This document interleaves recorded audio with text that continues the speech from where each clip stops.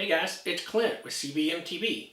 Today I'm going to give you a little update on my shoulder and we're going to talk about protecting yourself.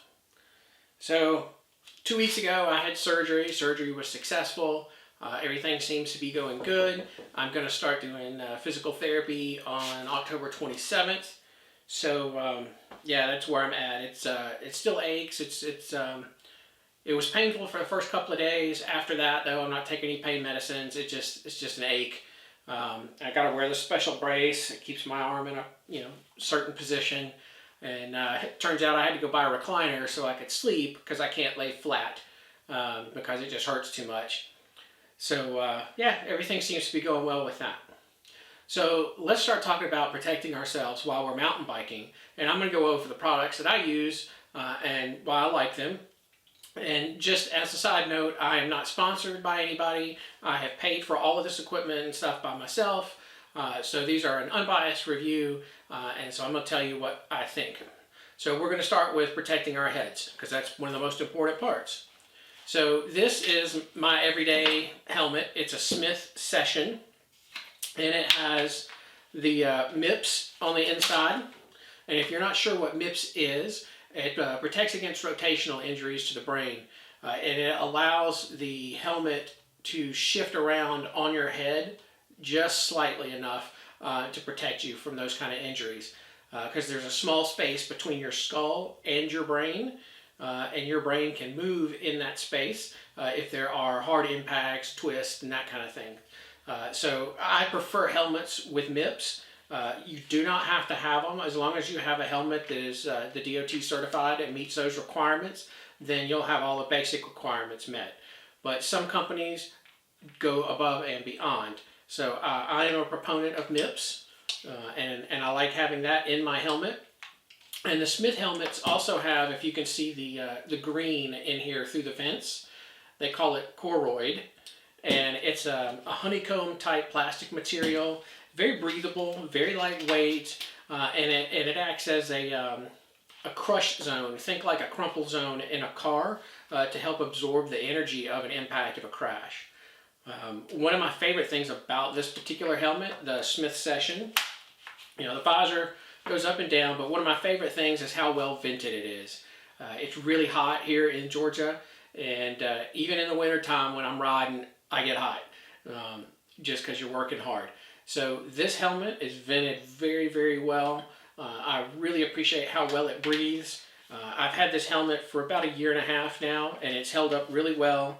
And up until I had my injury, I've been riding 40 to 50 miles a week, and even the padding on the inside's held up well. It's time to get it's close to time to replace that, and that's something you can buy and replace.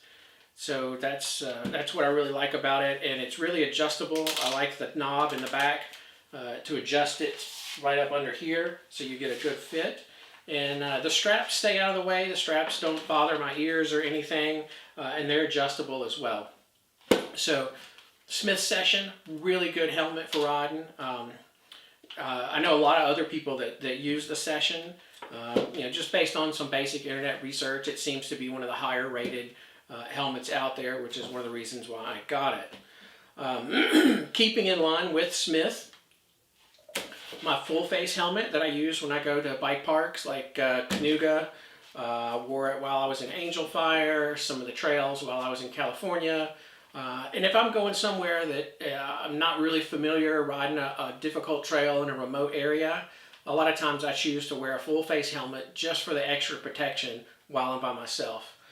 You can see here on the chin of the helmet, I have a GoPro mount, and I put that on with a putty type adhesive called Subaru. But this helmet here, the Smith full face helmet, I really like it. Again, its visor is adjustable, and it's vented very well. Obviously, it's not vented as well as the Session or any other standard type of helmet. But for a full face helmet, it breathes really well, and I appreciate that, especially down here in the South. This helmet also has MIPS. You'll see the yellow sticker on the back. And it also has the Coroid inside. And they do the same thing as they do in this helmet. So I'm a big fan of Smith. They've held up really well. You can see it's It's dirty. I've crashed, but I don't have any big dents or dings or anything in it. And so I'm very happy with the protection that they offer. So moving on, I'm going to put these down here so we protect our heads, but we're also going to protect the rest of our bodies, in particular elbows and knees. So I've got a couple of sets of pads here. These are the POC VPO Air pads. These are the knee pads and the elbow pads. These the elbow pads fit great. These are a size medium, so that's what I wear. They're really comfortable. They don't get too terribly hot. The inside part of the sleeve is pretty breathable, but you're still going to sweat. I mean, they're pads. You can't get around that. These do have the D30 type material in them. If you're not familiar with that, it's a material that's soft and pliable and flexible, and then when it's under pressure or an impact, it hardens. So, I don't know, magic rubber, if that's what you want to call it. Very happy with the elbow pads and how they fit and their comfort. The knee pads, they're okay. These are sort of my everyday knee pads. Sometimes they start to slip down my legs. And I've lost weight since I originally bought them. So that's part of the problem. I could probably go to a different size and I wouldn't have that issue.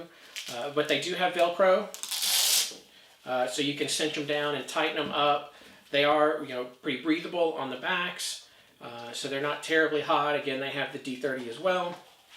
And the only thing is these do not provide a whole lot of protection around the sides of the knee.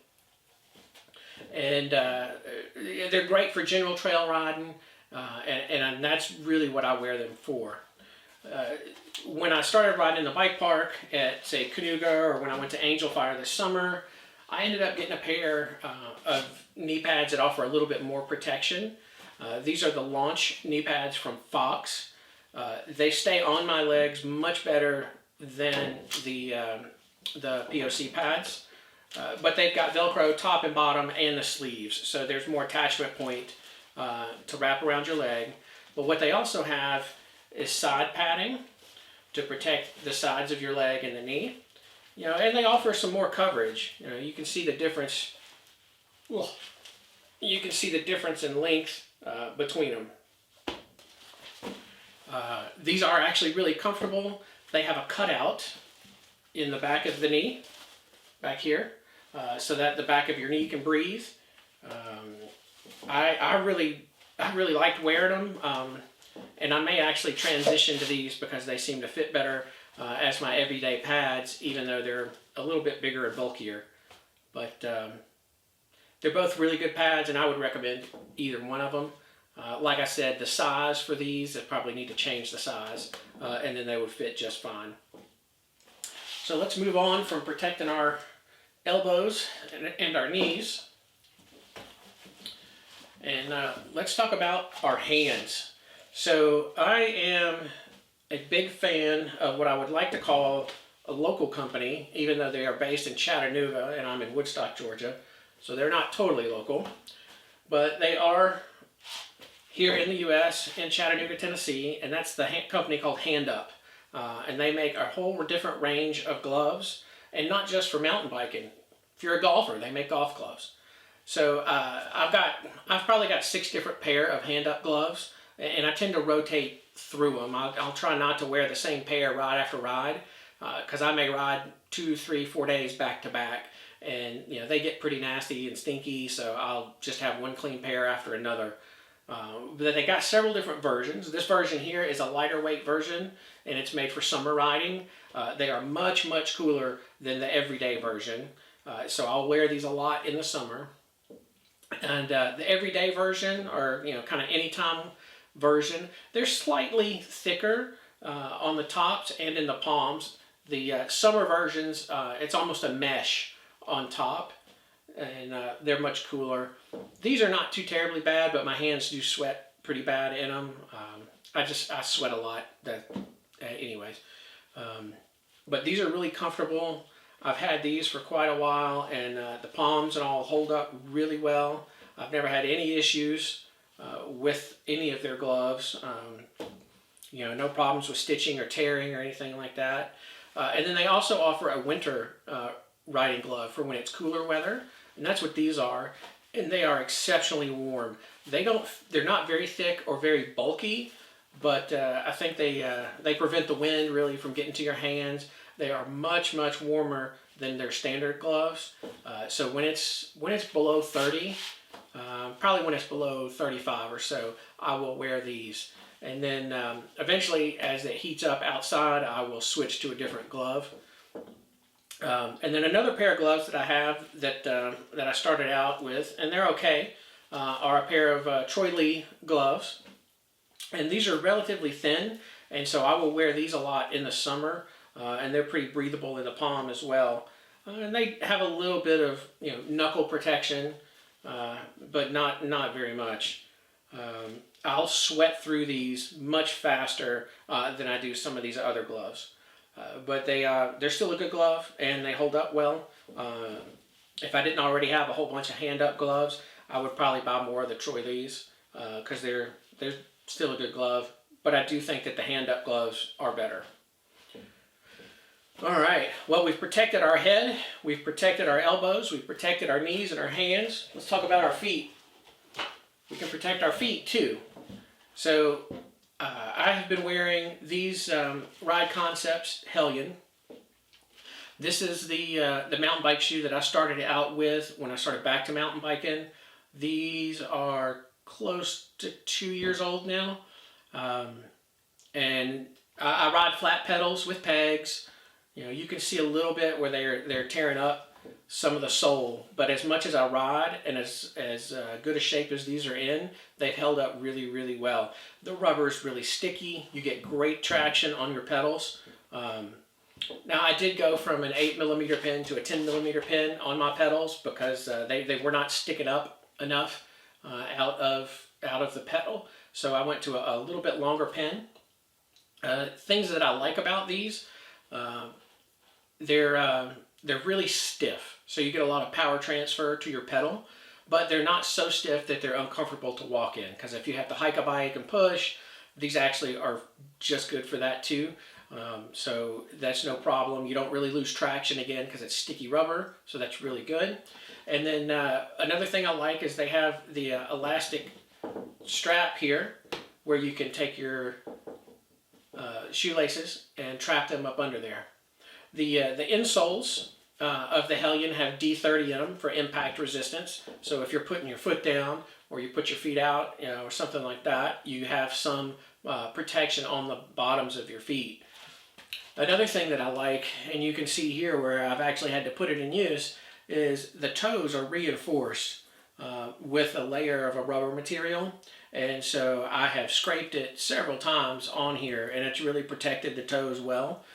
And they're just holding up really well. When it's time to buy another pair of shoes, I will certainly go back to the Ride Concepts Hellion. So I will try to put links down below for all of the items that I've shown you here, so you'll see what exactly it is that I have and what I'm using. And I hope you guys have time this week to go out and enjoy the ride.